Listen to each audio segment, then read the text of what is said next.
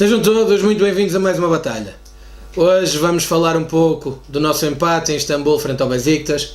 Vamos também fazer o balanço da última eliminatória da Taça de Portugal e vamos dar pequenos sublinhados sobre a estratégia de lama na ventoinha utilizada pelo Benfica.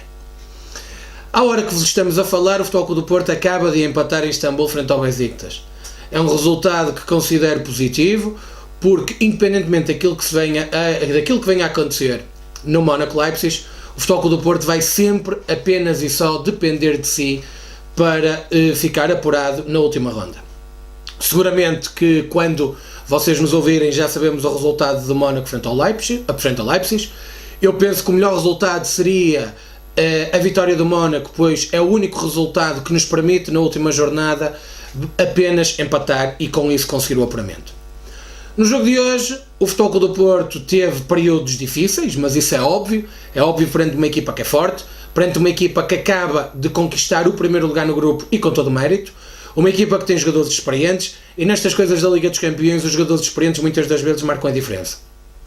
A verdade é que o Futebol Clube do Porto, depois de um período inicial até com maior dificuldade, consegue chegar ao golo.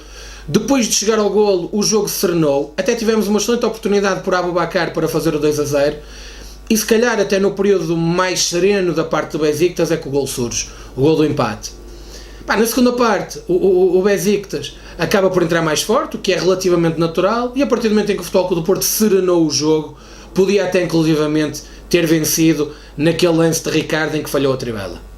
Em resumo, um resultado que considero positivo, um resultado que não belisca em nada as nossas aspirações em apurar-nos para a próxima ronda da Liga dos Campeões, e sendo certo que já garantimos a Liga Europa, o que não sendo naturalmente o objetivo é, desde já, algo que está alcançado. Falamos agora da última ronda da Taça de Portugal, que muito deu o que falar. Comecemos a falar do jogo propriamente dito, um jogo onde a equipa não esteve nos seus melhores dias, onde se notou um pouco o peso das ausências, onde se notou um pouco o peso nas pernas de alguns jogadores que tinham acabado de fazer jogos pelas suas seleções, e foi um jogo onde ganhamos in extremis, mas uma daquelas vitórias que tem um sabor especial, uma daquelas vitórias que seguramente nós vamos recordar nos próximos tempos. Foi um jogo onde a nossa equipa poderia ter resolvido a partida mais cedo, mas a verdade também é que o Portimonense, bem orientado e com bons jogadores, acabou por equilibrar e acabou por nos colocar dificuldades que nós, se calhar, não esperávamos. Como é lógico, muito falou da arbitragem. Muito falou da arbitragem de Artur Soares Dias e eu concordo. De facto, eu acho que a arbitragem de Soares Dias foi extremamente infeliz. Foi uma arbitragem com muitas faltas e faltinhas a meio campo, foi uma arbitragem a permitir o antijogo do nosso adversário, foi uma arbitragem permanentemente a cortar o ritmo de jogo à nossa equipa, em particular na altura em que nós mais precisávamos de chegar à frente de ataque. Dizer, como é óbvio, que a expulsão do jogador do Portimonense foi justa, e depois, quando se fala da expulsão perdoada a Alex Telles, dá vontade de rir. É que Alex Telles viu o cartão amarelo, mas aquilo que Alex Telles fez foi um miminho comparado, por exemplo, com a cotovelada de Rafinha em Guimarães, comparado com o pontapé de Pizzi a Francisco Geraldes em Vila do Conde, e comparado naturalmente com a calcadela de Eliseu a Diogo Viana. E cada um destes três lances que eu acabei de identificar, a verdade é que tiveram punição zero, nem cartão amarelo foi mostrado. Mas é curioso que o Benfica naturalmente veio criar grande confusão à volta desta arbitragem, falando que tinham regressado as arbitragens do apito dourado. Ora, se regressaram as arbitragens do apito dourado, e se o Benfica considerou que os árbitros roubavam durante o apito dourado, então o Benfica está a dizer que Artur Soares Dias rouba. Ora, dizer que Artur Soares Dias rouba é de facto lamentável, porque estamos a falar de um dos dois melhores árbitros portugueses. Será que agora também Artur Soares Dias não vai ter condições para apitar o Benfica? É uma dúvida que fica, mas é uma dúvida que nós já compreendemos todos que o Benfica não reflete sobre a mesma, porque o Benfica está numa verdadeira desinteria mental constante e desta forma vai continuar a debitar parvoíces em todas as direções. Mas outra das coisas que sou da arbitragem de Artur Soares Dias teve a ver com o tempo de desconto. E relativamente ao tempo de desconto, mais uma vez o Benfica não tem memória. Mais uma vez o Benfica demonstra que a falha de memória de Pedro Guerra relativamente aos e-mails é apenas e só uma doença da casa. Recordemos que o Benfica este ano, em Chaves, teve 6 minutos de desconto e o Benfica só marcou nos descontos. O Benfica em Vila do Conde empatou 1-1 e teve 6 minutos de descontos. O Benfica no Marítimo empatou 1-1 e teve 6 minutos de descontos.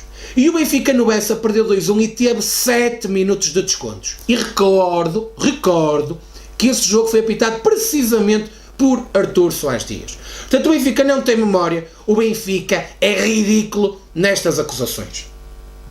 Mas, se calhar, as críticas que o Benfica apontou à arbitragem foi, no fundo, um pouco o peso na consciência por o adversário ser o Portimonense, depois daquilo que fizeram aos algarvios no jogo do campeonato no Estádio da Luz. Aí, recordamos que, estando o Portimonense a vencer durante a segunda parte no Estádio da Luz, foi marcada uma grande penalidade e respectiva expulsão ao jogador do Portimonense quando nem falta existiu.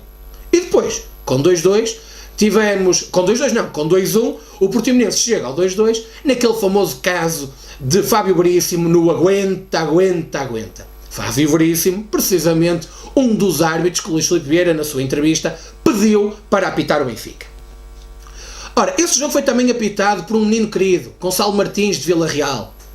E é menino querido porque se calhar é afilhado de algum outro menino querido de e-mails.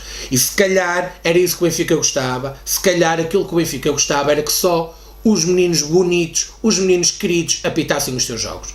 Mas o próprio Benfica não se pode queixar, porque esta eliminatória da Taça ficou marcada pelo regresso de João Capela à Taça de Portugal. E aí o Benfica já não se queixa. O Benfica não se queixa por uma razão simples. É que João Capela, precisamente nesta eliminatória da Taça de Portugal, na época passada, assaltou o Futebol Clube do Porto. Não assinalou 3 grandes penalidades em nosso favor na eliminatória em Chaves e com isso o Futebol Clube do Porto foi eliminado. Agora, João Capela, na Luz, não assinalou uma grande penalidade clamorosa a favor do Vitória de Setúbal e assim já tivemos um jogo limpinho. Mas estas estratégias de intoxicar a opinião pública são estratégias constantes. Aliás, o Benfica teve, no dia de ontem, aquela sua famosa declaração, através do locutor José Marinho, sobre o novo apito dourado. E sobre essa matéria, muita tinta tem recorrido, muito se tem dito, e nós aqui no Batalha lamentamos, mas vamos ter uma posição diferente. Eu acho que os benfiquistas têm dito tudo sobre aquilo que foi o programa da Benfica TV. E portanto nós aqui não vamos dizer grande coisa, apenas e só deixar alguns pequenos sublinhados. Desde logo, vamos ao longo da semana desmontar um pouco algumas teorias que foram apresentadas nesse programa, nomeadamente relativamente a delegados, a jogadores emprestados e a treinadores. Esse vai ser um trabalho que nós vamos fazer ao longo da semana aqui no Batalha para demonstrarmos que, ao contrário daquilo que o Benfica diz, quem domina esse mercado é de facto o Sport Lisboa e Benfica. Mas o Benfica, naquilo que diz respeito ao árbitro Luís Ferreira, perdeu completamente as estribeiras. Perdeu completamente as estribeiras porque veio falar de que Luís Ferreira é um dos poucos árbitros que se deixa influenciar. Oh, meus amigos, então o Benfica apresenta com pompa e circunstância um organigrama de controle da arbitragem e depois diz que o Futebol Clube do Porto só domina um árbitro. Diz José Marinho que Luís Ferreira é um dos poucos árbitros que se deixa condicionar. Oh, meus caros amigos, então controlamos isto tudo e tudo espremido, são eles que dizem que o Futebol Clube do Porto só controla um árbitro. Eles perderam a noção do ridículo. Agora, eu compreendo o desespero do Benfica. É lógico que ter um árbitro da Associação de Futebol de Braga que não cedeu ao catolicismo de Adão Mendes é estranho para o Benfica. O Benfica não consegue compreender como é que saiu do seu raio de ação árbitros de Braga. Adão Mendes seguramente que vai ter que dar explicações e seguramente vai ter que explicar como é que mesmo pondo a carne no assador todos os dias não conseguiu converter à sua religião estes árbitros. E em particular em relação a Luís Ferreira, já vamos falar de alguns lances, mas antes disso, dizer sobre Vítor Ferreira, o outro árbitro que foi elencado pelo Benfica, que Vítor Ferreira ainda tem um percurso extremamente curto na primeira divisão, subiu este ano, e do seu percurso, aquilo que mais marcou foi o facto de ser vídeo-árbitro do Aves Benfica. Aquele jogo em que o vídeo-árbitro deixou de ter conexão com o Nuno Almeida e o Conselho de Disciplina entendeu que não deveria ser aberto um inquérito para se perceber o que é que aconteceu. É a única nota que temos de Vítor Ferreira. Uma das outras notas curiosas foi o Benfica falar de Alexandre Morgado no organigrama. Oh, meus caros amigos, vocês sabem quem é que é o genro de Alexandre Morgado? o genro de Alexandre Morgado, é o árbitro da primeira categoria, Rui Oliveira. Sim, aquele que tem uma fotografia no meio dos adeptos do seu clube no estádio de Jamor. Portanto, o ridículo do Benfica é tão grande que chega a este ponto. Mas ainda sobre o Arte Luís Ferreira, eles muito têm falado sobre os seus erros no Futebol Clube do Porto Tondela da época passada. Ora, mais uma vez, isto é única e exclusivamente para encharcar a opinião pública. E é para encharcar a opinião pública porque toda a gente viu, através de uma câmara do Jornal de Notícias, colocada por trás da baliza, que o penalti que o Benfica tanto se queixa era grande penalidade. Houve puxão. E, portanto, Luís Ferreira assinalou corretamente grande penalidade a favor do Futebol Clube do Porto. Agora, o curioso é que o Benfica considera, ou tem esta opinião sobre Luís Ferreira, mas mais uma vez com memória seletiva. Vou-vos recordar que na época passada, na segunda jornada, o Futebol Clube do Porto recebeu o Estoril e ganhou 1-0 com um gol de André Silva aos 84 minutos. Esse jogo foi apitado por Luís Ferreira e aos 3 minutos houve um penalti descarado sobre Varela que Luís Ferreira não assinalou. Na época 2014-2015, o Benfica venceu em casa o Moreirense por 3-1. Aos 58 minutos o Moreirense ganhava por 1-0 no Estádio da Luz e viu um seu jogador ser expulso. Depois disso o Benfica deu de virada para 3-1 e o terceiro golo, o golo da Serenidade, foi um golo marcado de penalti em que Lima tropeçou nas próprias pernas. Portanto, meus caros amigos, o Benfica é ridículo nestas acusações, mas isto é natural. É natural porque ter a lata de falar em coação e pressão sobre os árbitros, neste caso efetuada por parte dos Super Dragões, é não ter memória. Desculpem lá. Então, quem é que agrediu o árbitro à data Pedro Proença no Colombo? Quem é que teve invasão de campo perante 60 mil pessoas, 65 mil pessoas, num Benfica Porto, com todo o país a assistir?